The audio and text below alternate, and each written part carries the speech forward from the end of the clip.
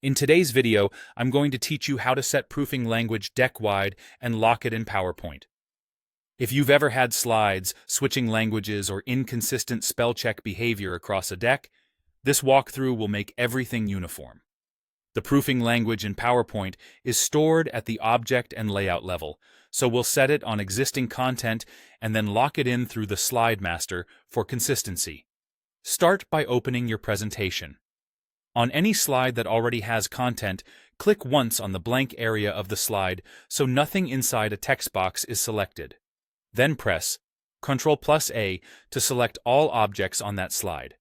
This makes sure every text box, shape, and placeholder on that slide is included.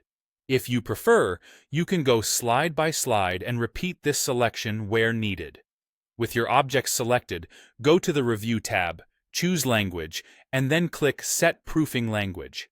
In the dialog, pick the language you want PowerPoint to use for spelling and grammar checks. If you have slides that must not change or show spell check markings, for example, finalized or protected slides, turn on.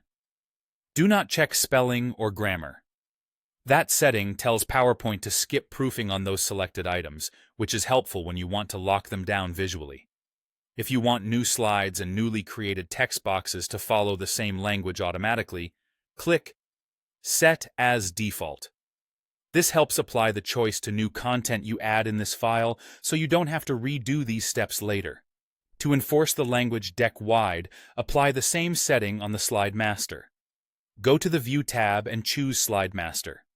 In the thumbnail pane, select the top master and then select all the layouts beneath it, so every layout is covered.